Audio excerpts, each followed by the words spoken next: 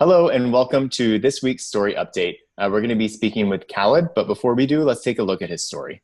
I always tell people that I had a sort of unconventional life in a very conventional place. I was different than everyone else, not because I was gay, but because my father was a Palestinian immigrant that came to the United States in his late 20s and married my mother, who's an all-American girl that was born in Wisconsin and grew up in Iowa. My dad didn't start practicing or did not become incredibly devout until he was sort of middle-aged. I was in high school, and just before my parents divorced, my father was praying 4 times a day.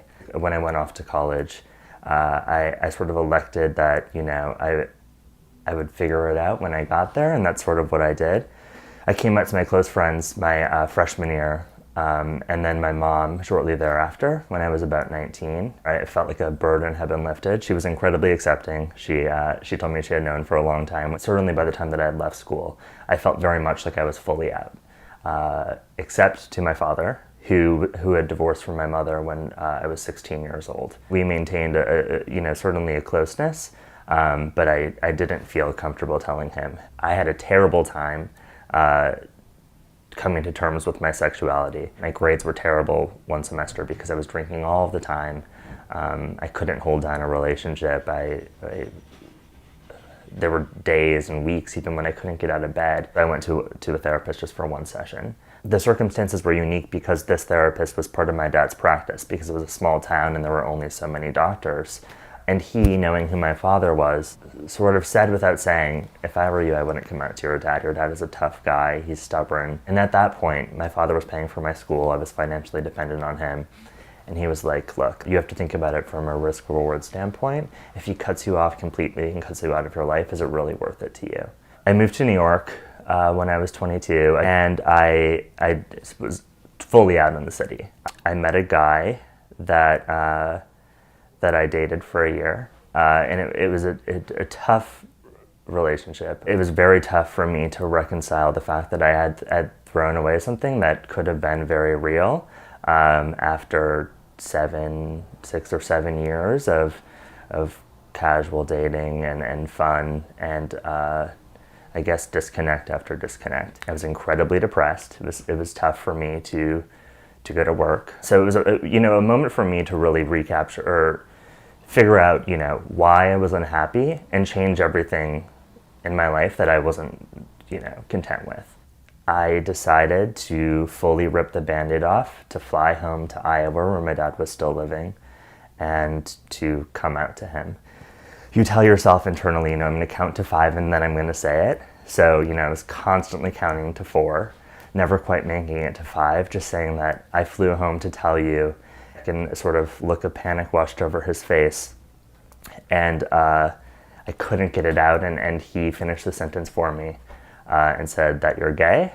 My father, who I grew up and still think is one of the strongest people that I know, has, soldiered through incredible hardship, grew up with over 10 siblings, incredibly poor as a refugee, put himself through medical school, is partially deaf because of bombings that he lived through, was on a plane that was hijacked. It was an incredibly odd thing in this moment to sort of see my dad start to react so viscerally that he doubled over from crying, lost his breath, and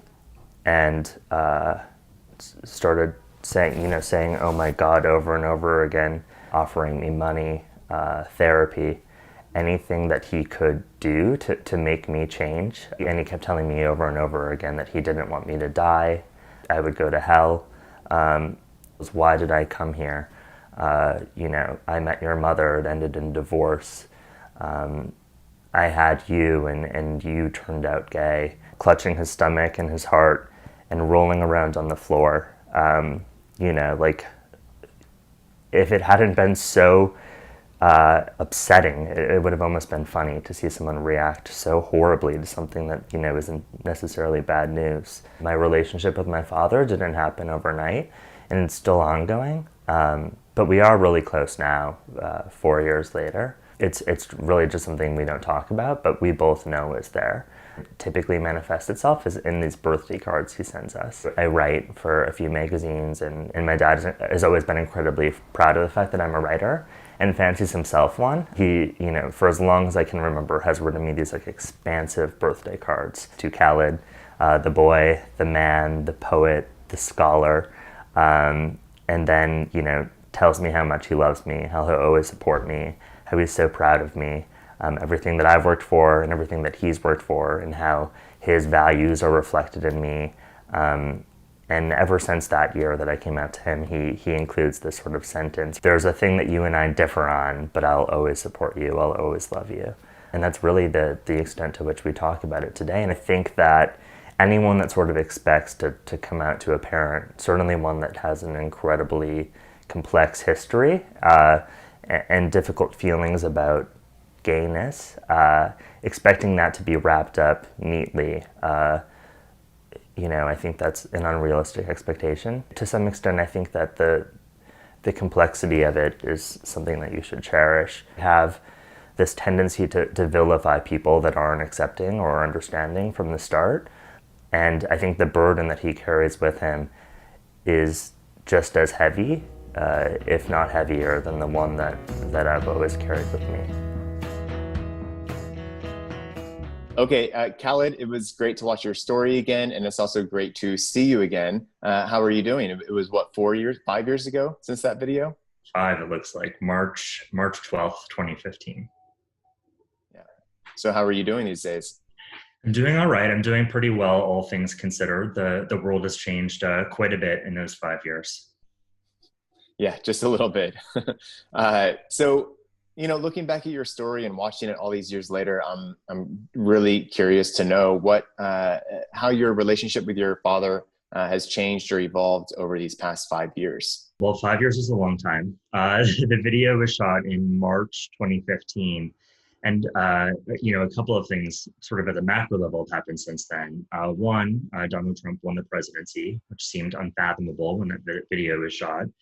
And my dad, being a Muslim and a refugee who was displaced from Palestine to Syria and then migrated to the US, has been impacted by the Trump presidency, as have millions. And so I think both the admiration and the empathy that I felt from my father my whole life has really been heightened through this sort of assault on everything from how Muslim people are perceived in this country to how Donald Trump has vilified other countries. And so that's one area where I've really strengthened my bond with my father. He calls me almost every day now, and often politics comes up. And the other is the pandemic. Like I said, my dad calls me every day now, and I think that everyone is lonely. Everyone is longing for connection, and it's a connection that's only been strengthened by the fact that we're both struggling with something that's common. And I think that what's threaded through all of those things is the fact that we're getting older. My dad is turning 77 next month. I'm now in my mid-30s. And I think that we all realize that our time together is finite. Life is too short, which has both been, made all too clear to us over the past several months. And so, though we will never ever agree on everything or understand each other fully, I think that we've never been closer than we are today. That's really great to hear. And, that y'all have kind of developed this even more mature, and it sounds like possibly even closer relationship. And just 5 years seems like a long time, but it's also goes by pretty quickly. So I'm really happy to hear that. I'm happy for y'all. Another part of your story is, someone's out there watching the story for the first time, or might be younger and experiencing something similar to what you experienced, at the beginning of your story, of being scared to come out because of, you were afraid of the consequences. And, there's always this balance between, do I come out and live my open, honest, true self, or do I stay in the closet to protect myself? It's kind of like a safety versus free decision is what it feels like sometimes. And you did touch on it at the end of your story, but what would you say today to people who are struggling with that decision to come out, even if there's a risk or a chance of something negative happening? Yeah, it's a really interesting question, and one of the consequences of the video, I think, being seen over 300,000 times, is people still 5 years later reach out to me. Often, young people from Arab nations or who have a Muslim household, who are really struggling to come out. And I think the first thing that's really important is to recognize that not all Muslims are a monolith, and not all parents are the same, and experiences, especially relative to coming out, are super different. And so, as much as I want to say the perfect thing and help people by giving them the perfect piece of advice, my experience was super unique, and everyone else's will be too. And I think that what my story does sort of point to, that's universal, is that coming out for many people has to be both an act of self-care and an act of empathy. I think that that's, I came out to most of my friends and family when I was in my late teen years, and to my dad when I was in my mid to late 20s. And that was because I knew that it was no longer tenable to stay in the closet. I knew that for myself, I had to come out. But it took me to age 27 to come out to my dad in a way that was empathetic and reconciled how much pain it would cause him as well. And so I think, being able to sort of approach it with that mindset is important when it comes to coming out. But that said, I think it's pretty untenable to stay in the closet. The psychological damage of holding all of that in, especially if you don't have anyone to tell. What really breaks my heart is when someone reaches out to me and they say, "You're the first person that I've told," and they're telling me over DM on Instagram or Twitter. That's horrifically sad. Not a single family member, not a single friend. And I always hope and encourage people to sort of examine their whole life and find that one person that they can really trust. Because just telling one person is an enormous sense of relief. It makes all the difference in the world, just having that one person. You're right. Even just telling someone on Instagram, like you're talking about, that you are making a big difference in a lot of people's lives by just providing that one channel. And I think that it's important to note that we've been doing that. We've been collecting stories for 11 years. And anytime we get a coming out story, I have never once heard anyone say that they wish they didn't come out, no matter how hard it was after they did it. It's kind of like they know in their heart when it's time, and they do. And even if there are negative consequences to that, no one has ever regretted it. That being said, the flip side of this is everyone knew that they were, ready to come out because they knew that they were in a safe environment. So if someone out there is watching, nothing's more important than your safety. Make sure that you have, like Khalid said, someone that you can trust and speak to. Make sure that you're safe. But again, no one has ever told me that they have regretted coming out, no matter how early or late it was. So I think the other thing that's happened over the course of the last 5 years, and one of the ways the world has changed, is the sort of pervasiveness of social media is great in lots of ways. But what it sort of has done is to some extent airbrush the coming out process. So even stories that we tell on platforms like this that are super real and really authentic, we're really only getting the relief, and people are only talking about the difficulty of coming out with hindsight. And no one is recording, or very few people are recording their coming outs on YouTube. And so those moments of pain, the struggle that happens in the minutes and seconds before you actually come out, people aren't seeing.